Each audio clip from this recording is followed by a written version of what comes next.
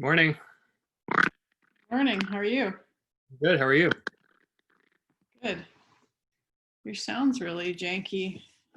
My sound is? Try saying something again. How's my sound now? It's bad. Hello. Okay, let me. I'll leave and come back in. Hey, Gianna. Hi. Oh, it's my machine. I'm gonna leave and come back on. Okay.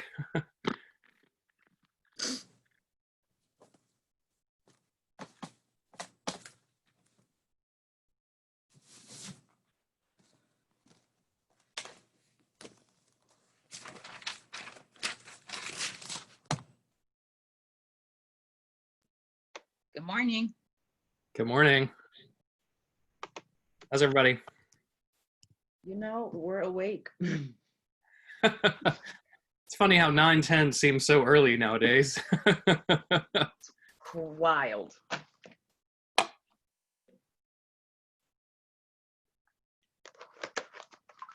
I don't know, not being in school has my sleep schedule off, so off. It is horrible.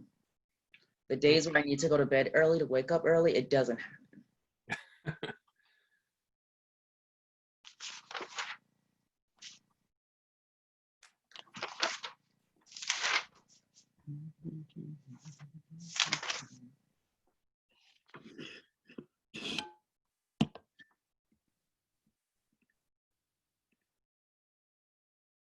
Hello. Hi. How's your sound? Perfect. Great. Morning, Dr. Cape. Morning. How are you? I'm good. How are you? Good. Congratulations again. Thank you. You're such a big deal. I have a feeling that the Writers Student Government Association has no idea what's coming for them. I mean, You Oh know, no. they don't. True. I think the whole university has no idea what's coming for them. No. I'm so excited that so many of you guys are representing us. I think it's so awesome. It's gonna be It's a incredible.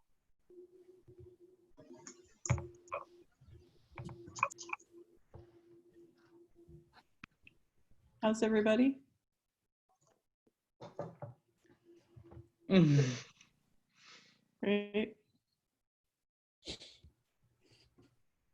All right, Dr. Cape, you know what time it is. Do I know what time it is? You know what time it is. Oh yeah. No. I'm ready. All What do right, you got?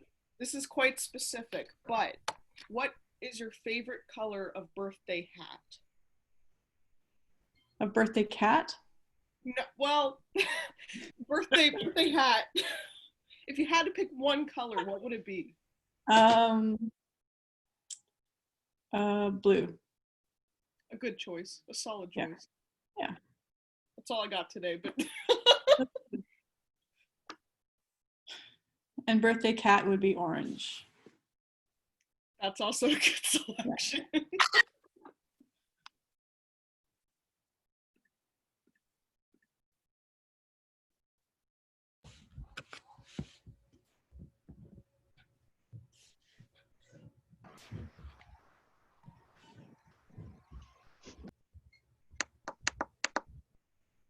Anybody got a joke?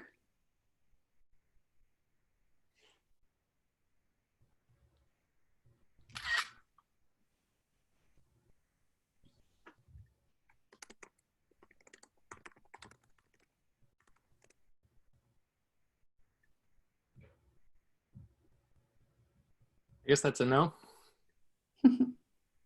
What do you call a fake noodle?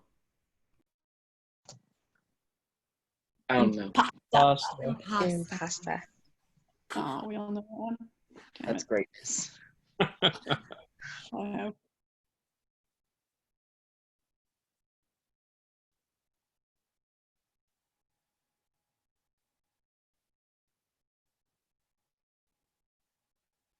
Dr. Cape, could you check attendance for this class?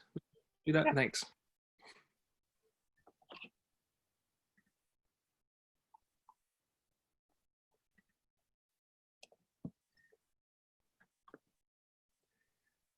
So hi, everybody.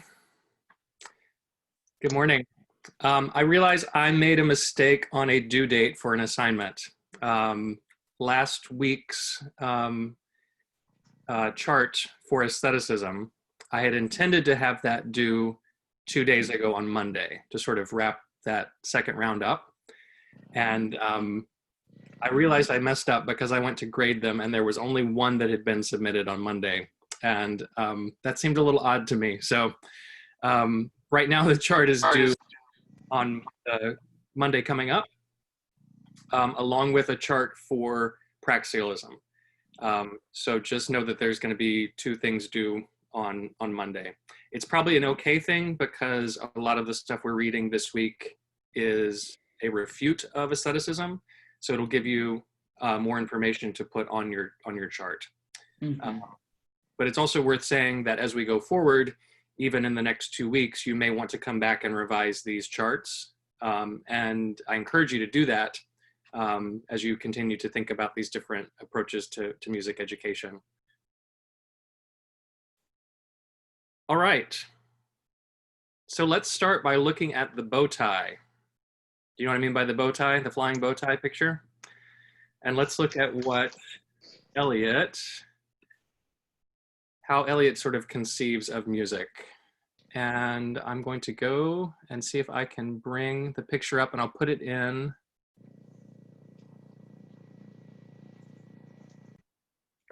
I'll put it in the chat if you want to take a look at it.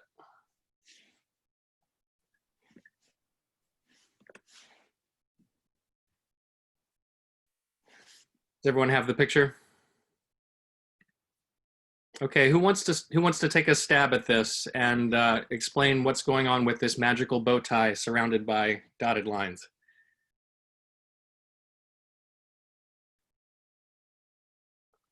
Jonna.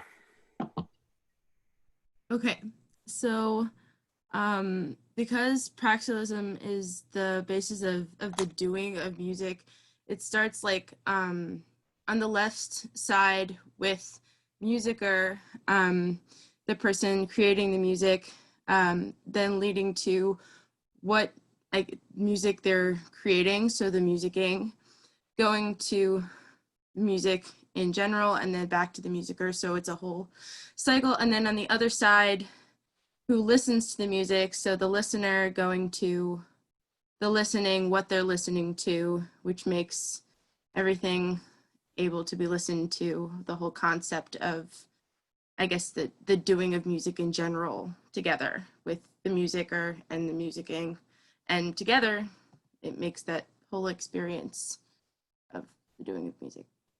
Great, good start. Who can pick up where she left off and talk some more about this picture?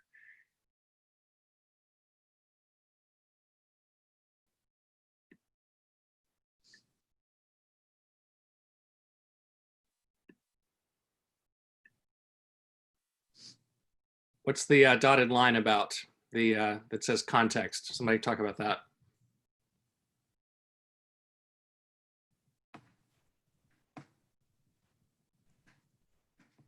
What kinds of things are included in context?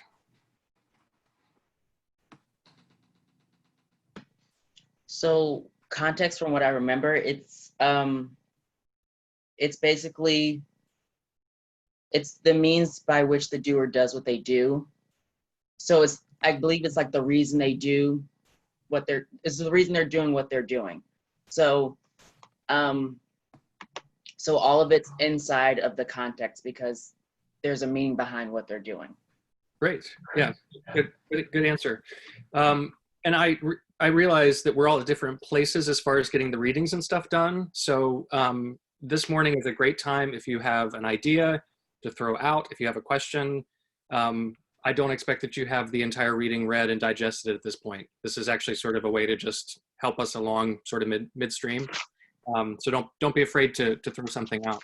What other kinds of things would be considered context besides just the reason that somebody does something?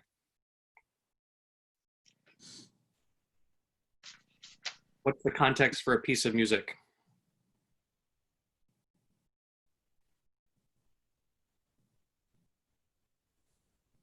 What's the context for the Lutkin benediction?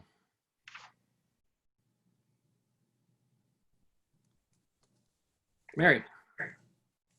Well, I guess it would be like the context of like how you're, well, obviously the context of how you're performing it, but it's also like for the Luckin benediction, or for like the Lord's Prayer in church, like it all, like the context is like you're performing it for the certain reason, like I would be singing the Luckin benediction because that's like what we usually do, and like at the end, and like I guess like that's the context, and also like the listener, which is also like, as performers, I like sometimes believe that we are also performers and listeners at the same time while we're singing it, so like that it would mean like that it's like very sentimental, and like that's the same for like, that same thing goes for like an audience listening to a symphony,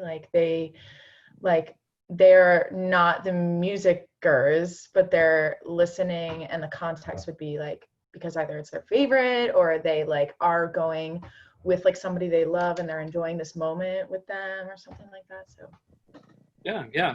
I mean, think about the Lutkin benediction. If you were not a Westminster Choir College student, like if Westminster wasn't part of your context, how different the meaning of that song would be.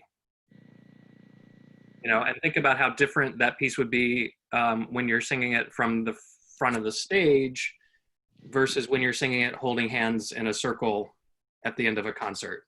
I mean, those things really, I think, change the way people sing and the way people listen to that piece.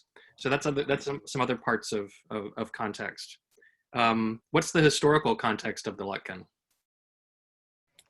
Mary talked about religious context as well. That's another piece. Mary, you want to go for it? Yeah, well, I remember this was actually really random. I feel like I just looked this up recently. Is that like Peter Lutkin was one of the first people to establish, I think he was like one of the creators of a cappella music. And obviously as Westminster Choir College, like because we use our voices, like it's so easy for us to, and all of us at some point during our time here sing a cappella music. And I think he also worked with Williamson, like they were in the same kind of like group, and along with the guy that founded St. Olaf. I remember seeing this on a website somewhere, but that like it was like really important that I think we sing that, first of all, because I think we were also established on kind of a religious ground, and that also Peter Lutkin had such a humongous influence on choral music. Yeah, that whole early a cappella choir movement of the early 20th century, Lutkin was part of that movement, and Westminster Choir College grew out of that movement of these concert choirs that would sing music unaccompanied, and that was like totally novel and totally brand new. And so that's part of our history that we don't talk about a lot, but that's certainly part of the historical context of why that piece is important to us. If this is Elliot's drawing, what do you think Reamer's drawing would look like? If you had to draw Reamer's conception of music. Somebody other than Mary, no offense, Mary.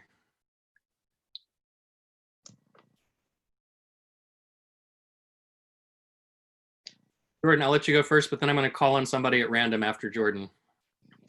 I think if it was Raymer, I feel like the musicking section wouldn't necessarily be there. It would all definitely, I feel like it would all be like the listening and the listening part, listener.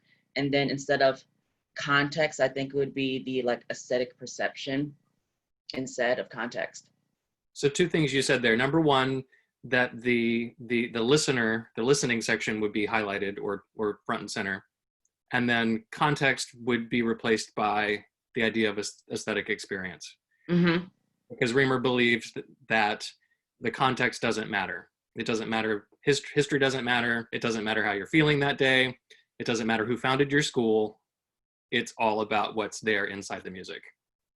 Good. Abigail, how might Reamer tackle this? Does it have to be a bow tie? Does not have to be a bow tie.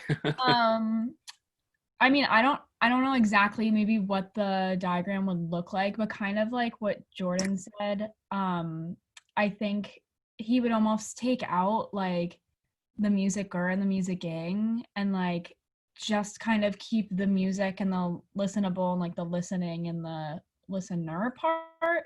And then I think something too, maybe, I don't know if it would like, in my head, I'm kind of seeing more of like circles encapsulated within each other. And I'm not sure if like the aesthetic experience part would be on like on the inside or if it would like encapsulate the whole thing. But I feel like that's definitely an important part of Reamer's ideology, and I feel like I would include that somewhere. I want to like draw it out or something and like really figure it out because that's a really good question. Let's see, one more person. James Moyer.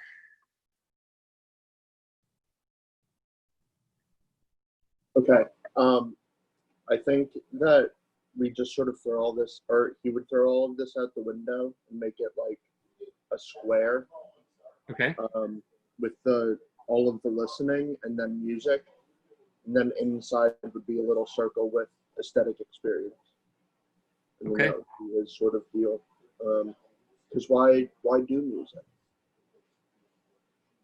I just sent you my picture. Can everyone click and open the picture I created and see what you think of this?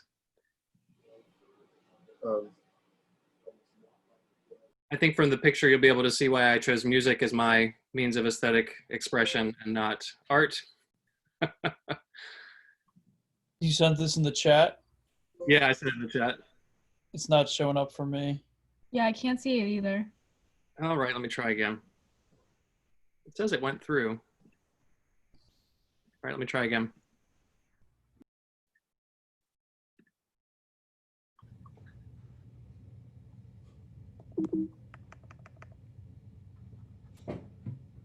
Did it come through?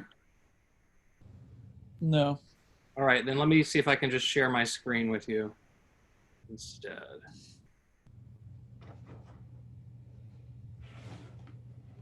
How's that?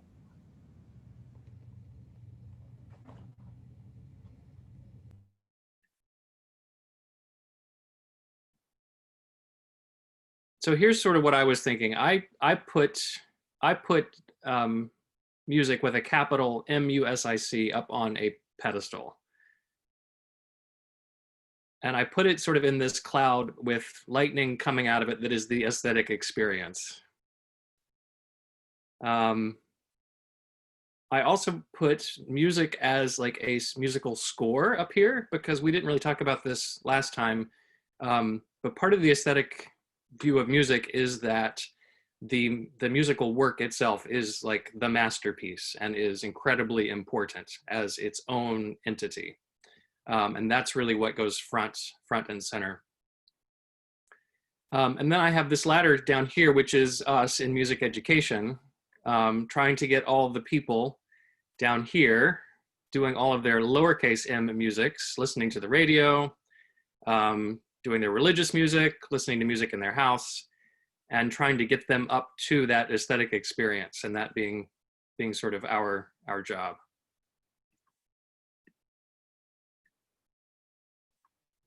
Thoughts on my picture?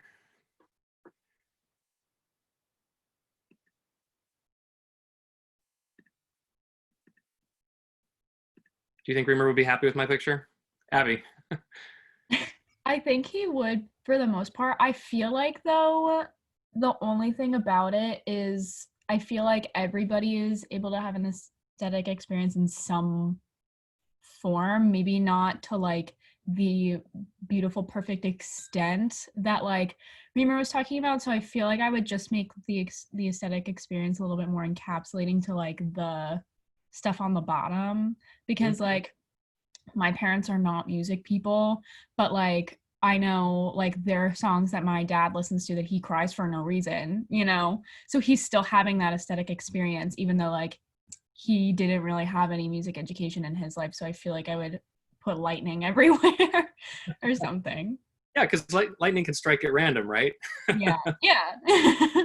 Cape, I see your hand up. Is the experience aesthetic if, like, I have pieces like that too that I get all teary over, and a lot of the time they have to do with some kind of association that I have, or a time that I heard it that was really important, or the lyrics are really hitting me. Would he be okay with that, Reamer? I don't think so. I don't think he would. Okay. Well, And that was like the whole point, was that it was not based on your feelings. It's like an overwhelming feeling of emotion. Mhm. I don't know how you would put that in a diagram though. Like feelings, no. Well, I think that's what that context is, and I think that's why Elliot includes the context bubble. So Dr. Cape would be somewhere on the bow tie, and the context, the relationship she's had with people, the experiences she's had, all those sort of connecting pieces, those would be important in the way that she's having that experience. Dr. Cape? Abby, your question also made me think of formal training, and can you have an aesthetic experience and an appreciation of the formal qualities of music if you have no training and you're really not aware of the formal qualities? Can you still have that aesthetic experience? Mary's got her hand up. Do you want to answer, Mary? Oh wait, I just had a comment on kind of your picture, and I guess it does kind of have to go with like what we're just talking about.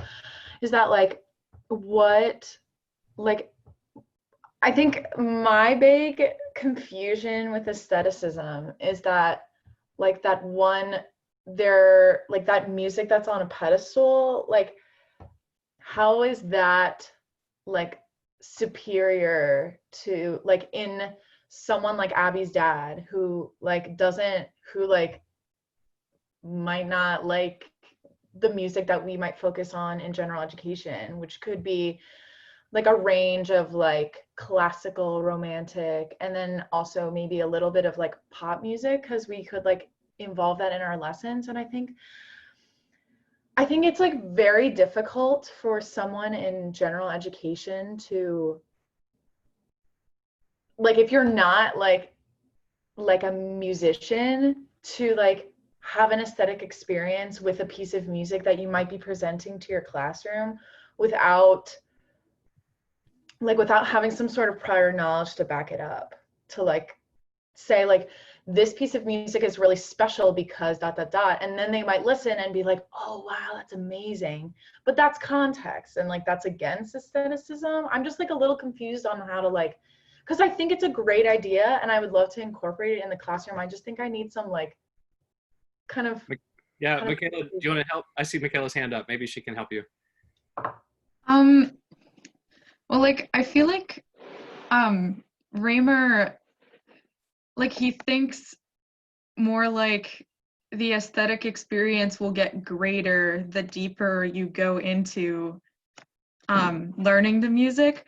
So I think maybe instead of having like, you know, good music on like a pedestal, maybe it could be like a bunch of circles with like one circle, and that's like the prior knowledge of the music everyone listens to and experiences an aesthetic experience, and then like a second circle like going deeper, looking at like German composers and so on. Morgan?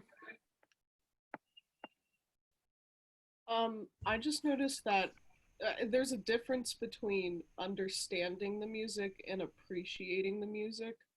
And I think that's, in my opinion, where it truly falls on when an aesthetic experience really happens. That's it. All right, Abby. Kind of jumping off of both Michaela and Morgan, Michaela said, was talking about circles, and then it made me kind of think back to like the diagram thing. And I feel like almost like a Venn diagram would work really well for Reamer. Like, I feel like there are multiple parts of maybe like Reamer's idea of the like ultimate aesthetic experience. And like, I think like Morgan said, like maybe like one circle could be understanding and the other could be appreciating. And then there could be, you know, something about like the form, like that kind of thing. And then kind of going back also to Dr. Cape's question, I liked also what Morgan said kind of about the like understanding versus appreciating, because I like, I think Reamer's right. I think you can have a greater aesthetic experience with the knowledge of like the form and the something characteristic. Bingo, you said the word. You said form and characteristics. Wait, what? That's it. So Okay. Oh, that's the latter.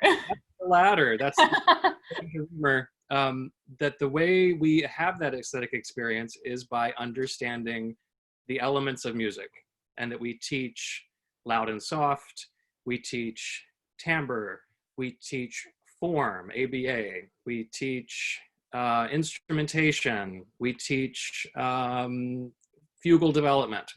And by teaching all of those things, that's how we help people have that elusive aesthetic experience. According to Reamer, and I chose to show it as the latter there. Let's transition a bit, because we've talked a lot about aestheticism. So if Reamer would say that it's all about those elements of music and formal characteristics, that's the kind of knowledge that you have to understand music. What does Elliot say? What kinds of knowledge do you have to have about music in order to understand it? Gianna? Well, I feel like it's more of like the historical context of where it comes from, and the reason, I guess, the intentions behind why it was written and all of those other things, rather than just the physical elements of like theme or things of that nature. It's a lot more deeper context of just like where the music comes from, why it was there, and how is it actually being come about. Is it singing? Is it instrumental playing? Just all of those things. What kinds of knowledge do you need to have in order to be able to sing and to play? What do you think? Like, what kinds of things are you learning in school right now that aren't just elements of music? Ajani? I guess we're just learning in general, or learning music in general. You have to be able to practice, but also like practice technique and all those different little things that go into making music. Yeah, exactly. You have to learn actually how to make the music, how to make the sounds yourself. Yeah. That didn't show up anywhere in the Reamer stuff that we read. But according to Elliot, that's part of that bow tie. Those things on that bow tie, they're all the same size. Not one's not necessarily more important than the other, but that's a valid form of knowledge, is just knowing how to produce sound. What other kinds of knowledge do you need to be a good musician or a good listener?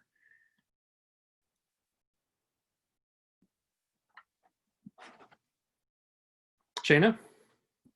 Maybe the context in which the music was originally composed in, like the reason why it was created, or the reason why not. Yeah. What does that tell you when you know the original context in which a piece was composed? Let's take a piece by, let's say Bach. Let's take the Mass in B minor. Why is it helpful to know the context in which that was composed?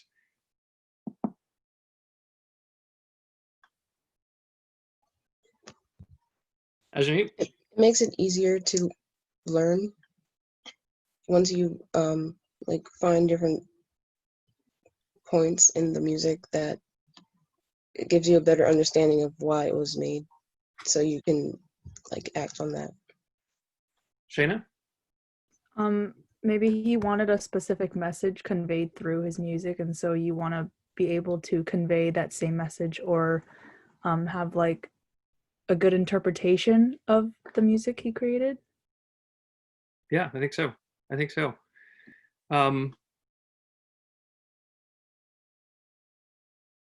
What would you say right now in high schools is the predominant way that music education happens? What does most music education look like in high schools? Is it more Reamer, listening based, elements of music based, or is it more Elliott, performance based? What would you say? Ellie. I think it's more Elliott because I feel like most of it is like band or choir, and you don't see a lot of music history in high schools or analysis. So I feel it's more Elliott and performance based. Morgan?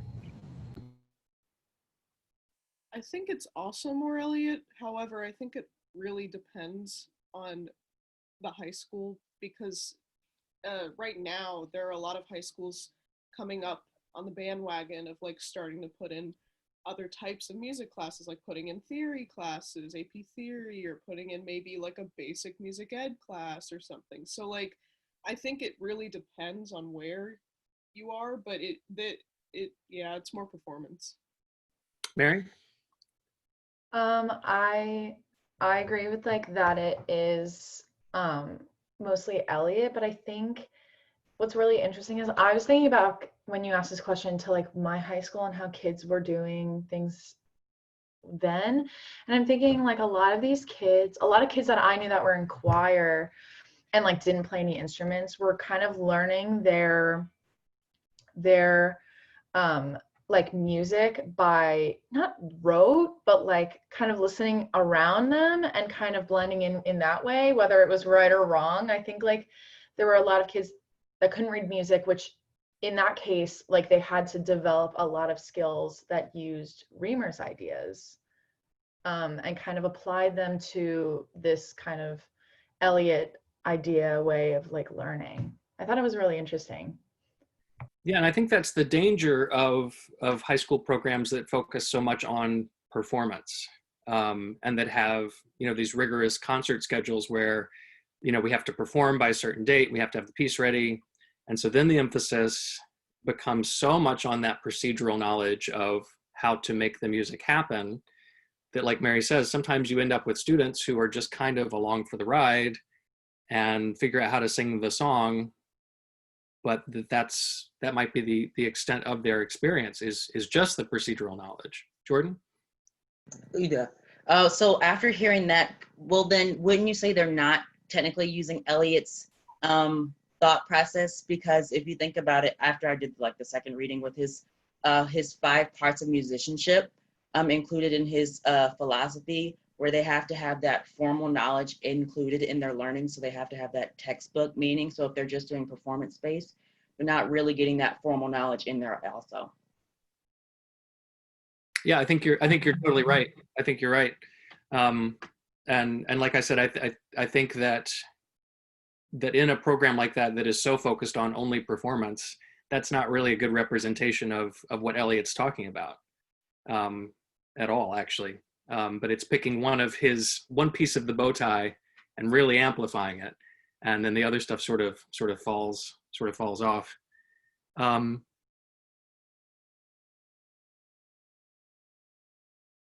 So going back to that bow tie, we have the music itself, we have being a musicer, which is being a music maker, we have the musicking, the making the music, and then we have the whole listening side.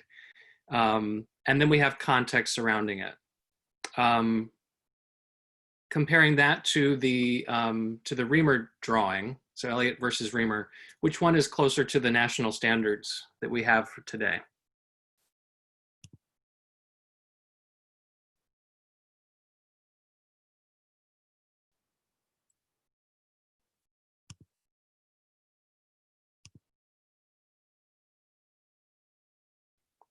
Sarah? I would say Elliot, just because the standards kind of include a mixture of everything, whereas I feel like Reamer is more he's like one track, while I feel like Elliot has a little bit more of everything. That being said, I think the national standards like the idea of the aesthetic experience, if that How, makes sense.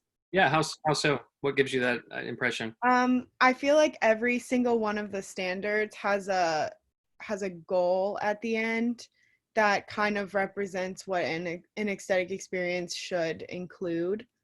And yeah, so I don't know. I feel like Elliot's way of getting to an aesthetic experience, because obviously, I mean, he's not about the aesthetic experience, but some of his components, I guess, would lead to one. So I feel like that's kind of where the national standards meet, if that makes sense. Yeah, that makes sense to me. Morgan? I agree with Sarah. I think the only time I would think it would be Reamer is in early education, because from personal experience, I like experienced a lot more of the listening side of it. And then the performance-based stuff didn't happen until maybe like the end of like early education into like middle school, and that's where it just kind of stayed like that as a national standard. But I'd say overall it would be Elliot. What are the in the national standards we have 4 different artistic processes or 4 different categories of the standards. Does anybody know off the top of their head what those are? Jocelyn? Isn't it create, respond, perform, and connect? Yes, yes. So what is creating according to Elliot? Where does that fit on the bow tie? Music making. Yeah, and music composition too, I think. So that somehow goes into that, either the musicer or the music king somewhere in there, or the music itself, maybe. Maybe that's where that goes. What about performing? Where does that fall on the bow ties? Music king. Yeah, music king. Where does responding fall on the bow ties? Listening. Yeah, I think that's on the listening side. And what about connecting?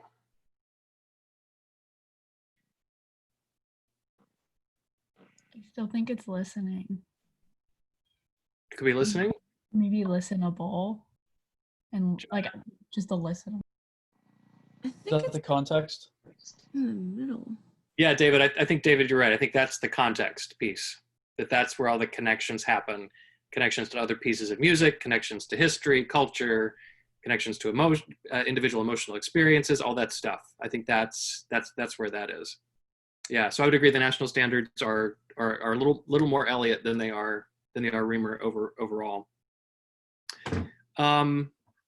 We haven't talked yet about this idea of well, actually, let me, before I go there, I was reading an article which I'll post for you if you're interested in reading more about this, that was comparing Elliot and Reamer, and it said that instead of an aesthetic experience, that Elliot preferred the term music flow experience.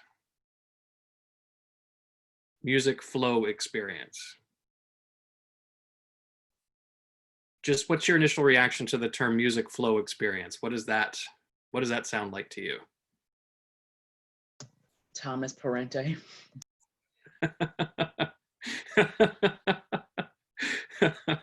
Kira.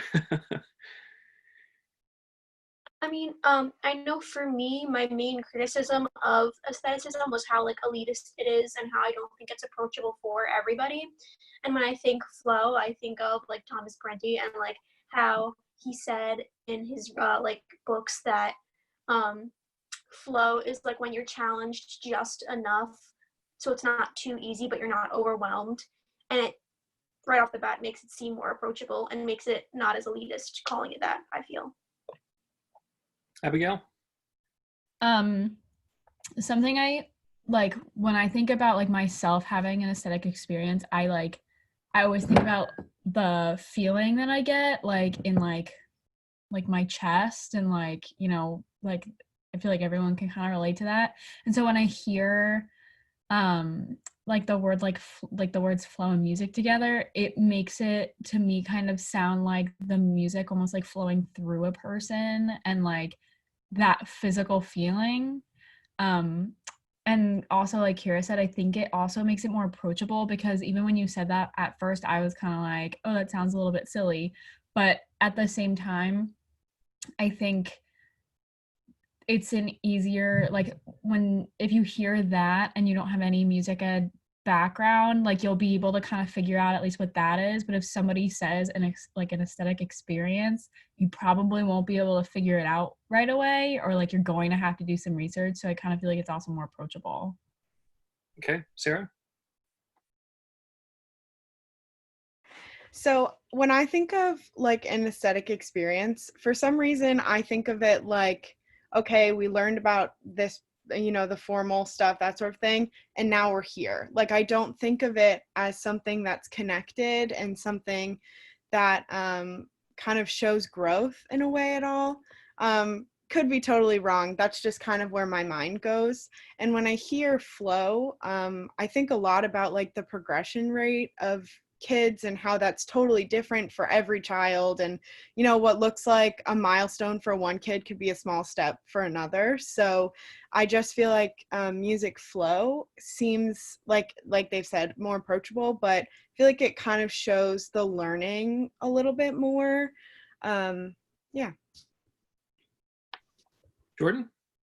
So after hearing everything and then thinking about the word flow and that statement, I almost feel like it doesn't really work with Elliot's ideas because he's so set on this idea of doing everything with like intention and action. And I feel like when you're in the flow, you're not really thinking about anything or doing it conscientiously. So that's why I almost don't think that it kind of works with Elliot's beliefs.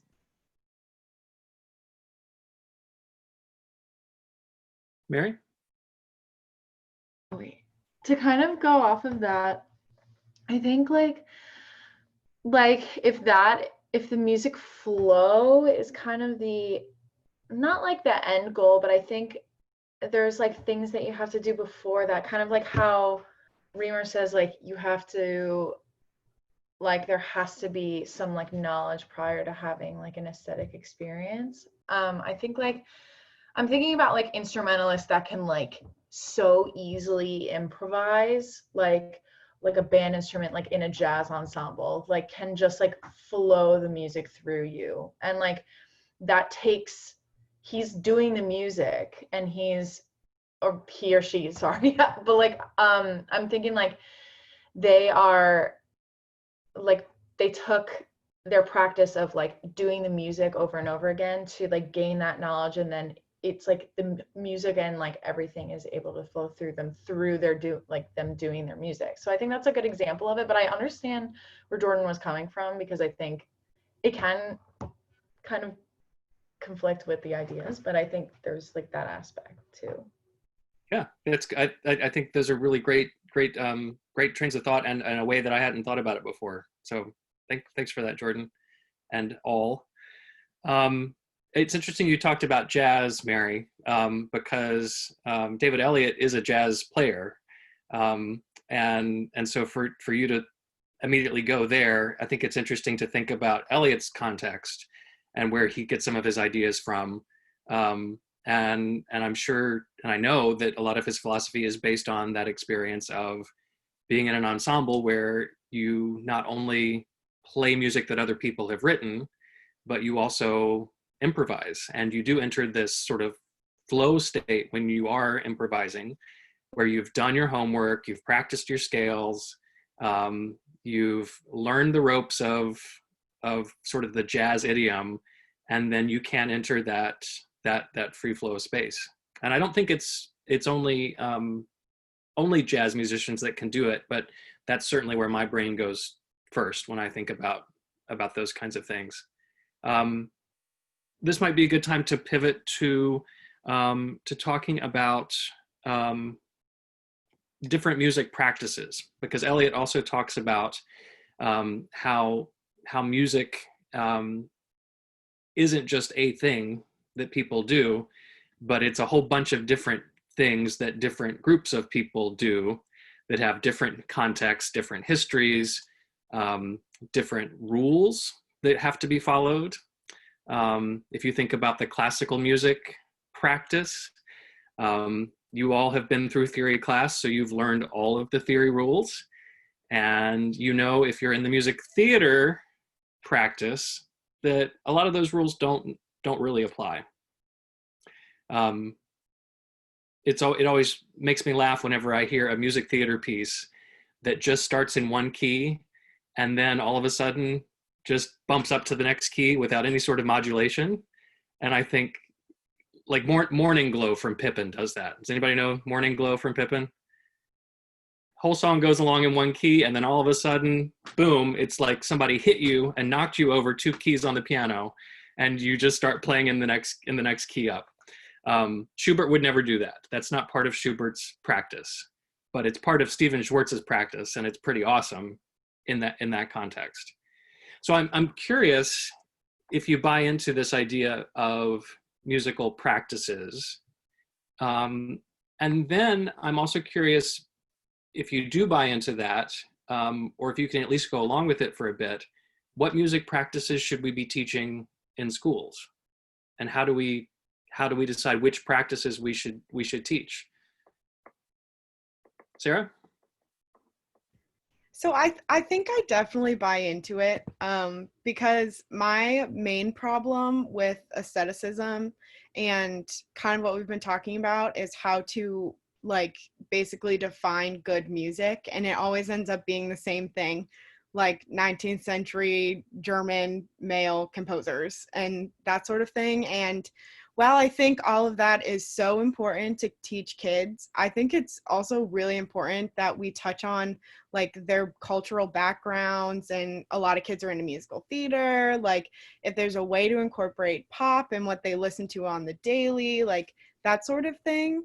And so I like when he started talking about musical practices and mentioned things from drumming to jazz to improv, I got really excited because I was just so excited to hear someone, you know, be as excited as I am as incorporating different types of music in the classroom. And obviously you're going to have to kind of focus on one. Like it's impossible to just go all over the place and I don't know, try to touch on every piece of music. But I think it's just important to look at your students and figure out who you have in your class and kind of tailor it to what they should be learning. I don't know, but I liked the idea of the musical practice. I like the idea of starting with your students and using that as a jumping off point. And I also agree with your point that you can't teach every single piece of music, and you can't teach every single practice, or you could try, but then you're going to lack that idea of depth. That idea of, in order to understand the practice, you have to be the musicer, you have to be the listener, you have to be doing all the different things in that practice. And I mean, look at all of you. You're all studying classical voice right now. And have you perfected it yet?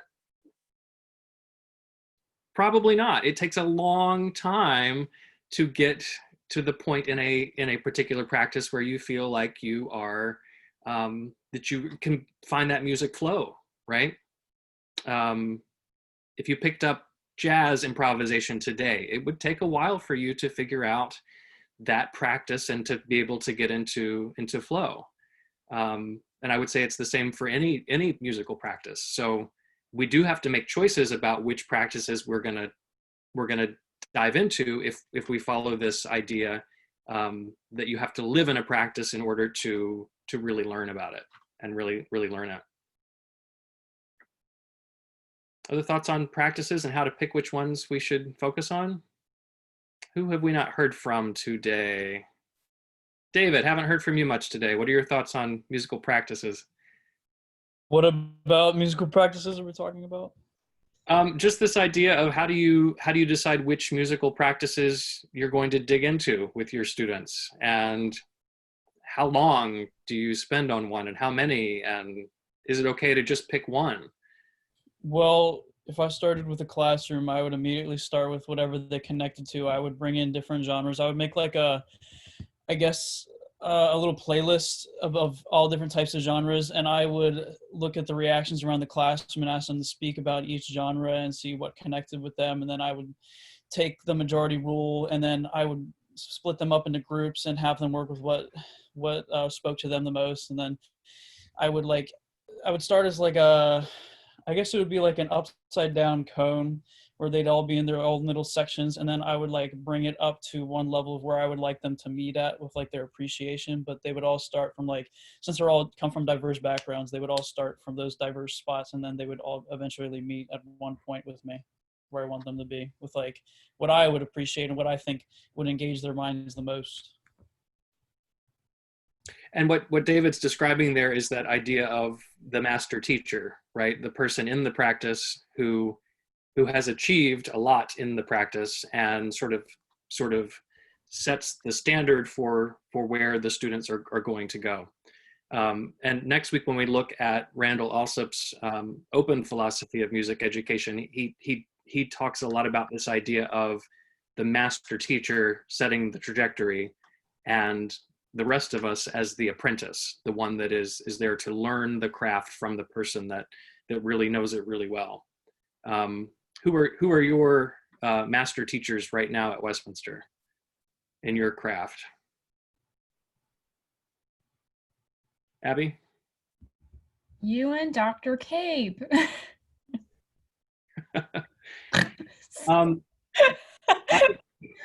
I would say probably not musically. No, we're actually not. Oh, sorry, I was talking about education. We're here to warp your minds in a different way. But as far as the musical practice goes, who would it be? Abby? Maybe like our voice teachers. Yeah, your voice teachers. Who else? Conductors. Your conductors? Jordan. Who else? Ellie? Piano teachers. Piano teachers. The guest conductors you get to work with when you go out and do runouts with the symphonic choir.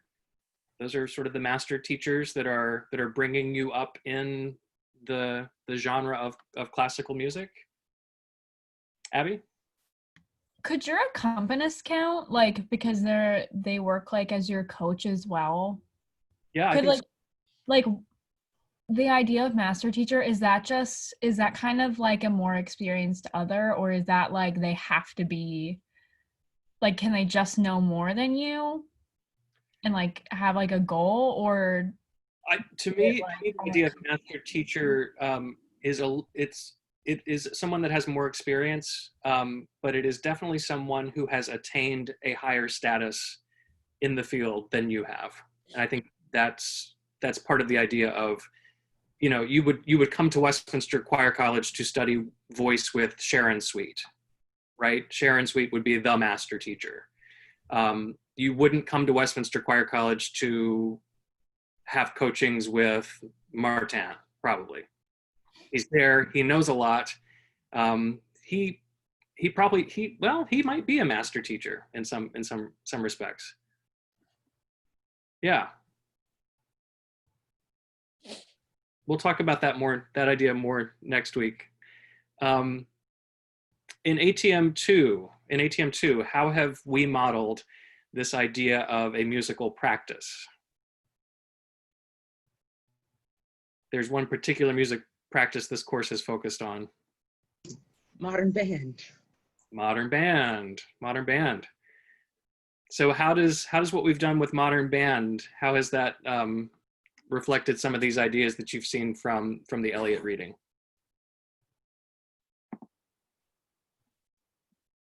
Let's hear from somebody else. How about Nadia? Yeah, I was just gonna comment. I would say, because it's a lot more like performance based. I think personally for me, learning an instrument, I can't just I have to kind of experience, I have to do it to actually learn it. So I think when Jordan said modern band, that's where Eliot does come through. That's where Eliot does come through, and his philosophy of experiencing and performing. Other ways that you see the modern band thing being Elliott-ish?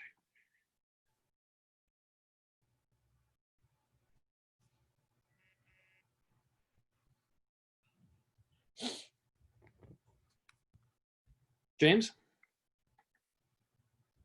Well, it can help expose us to a lot more rap, I guess, and something that we're not necessarily used to in the sort of band thing and like classic rock or whatever.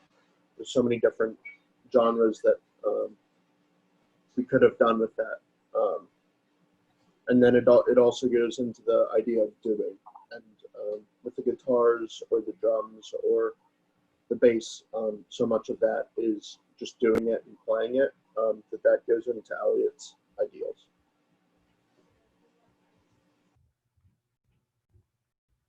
Dr. Cape? Take Sarah's question first, or Oh, comment. Sarah, did you want to go ahead?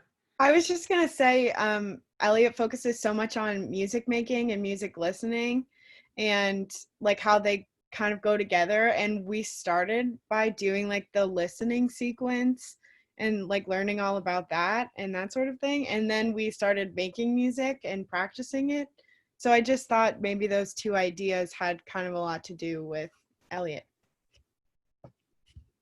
That's all. Dr. Cape? Yeah, I think the idea of how we were approaching modern band in a way that was more authentic to the context. We didn't go, okay, we're going to play Wonderwall today, so here's the sheet music, we're going to practice the scale, we're going to, I tried to do it in more of an authentic way that you would do it if you were playing Wonderwall in a garage band, in terms of like, here's the lead charts, get together with a group, try and put it together. So I think that context is also a part of that, the procedural knowledge.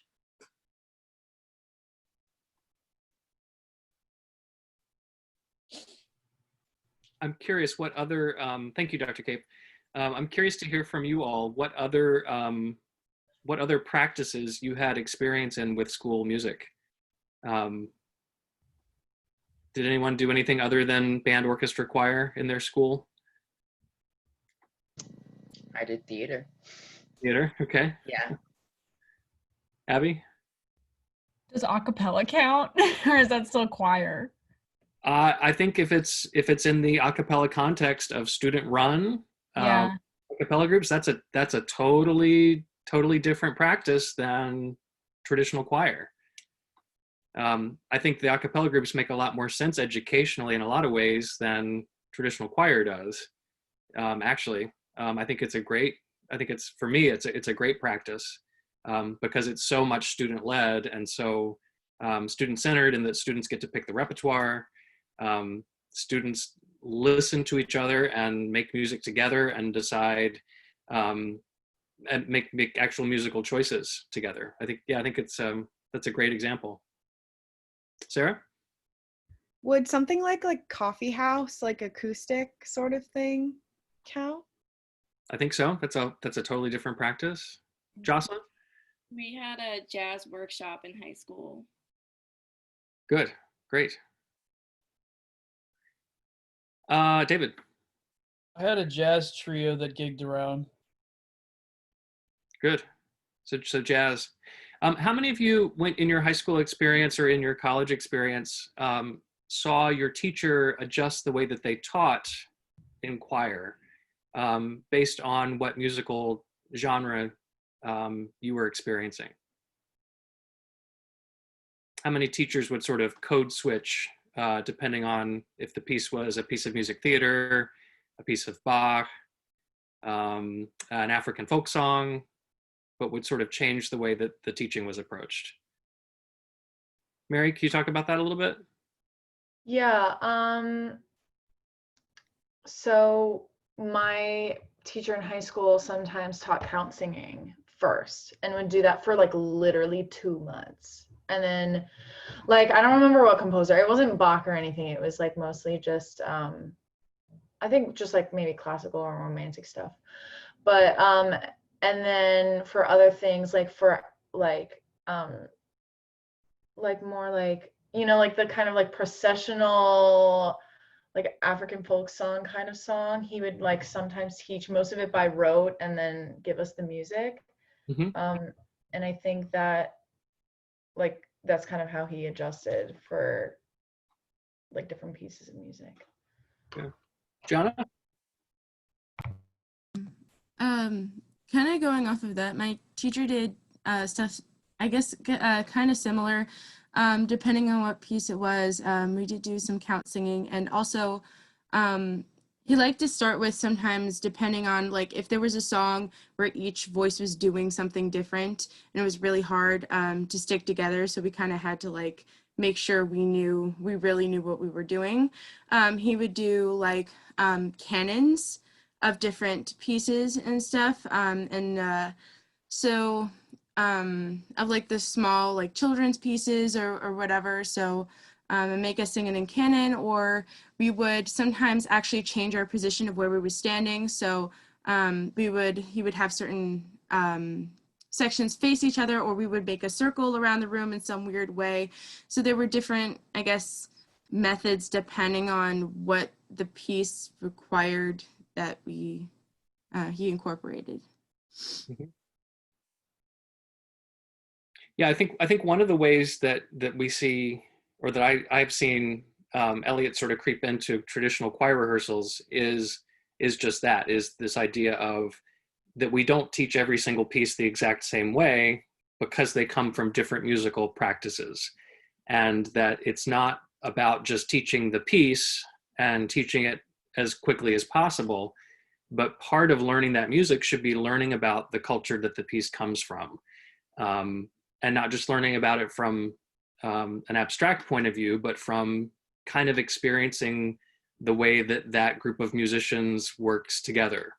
So if you're doing a jazz arrangement, that, you know, maybe you want to do a little bit of improvisation before you jump into the jazz piece. That maybe you want to teach the jazz arrangement via call and response, because that's something that happens in jazz music a lot, and with actual jazz musicians. That if you're teaching a gospel song, you probably don't want to hand out the music and have everyone write in their solfege, because that's not part of that tradition's way of learning music. It's much more likely that you would learn it some combination of echo singing, or just by learning it by rote. I'm going to sing it, jump in when you're ready. Or by layering the parts in, as opposed to everybody learn your part on your own.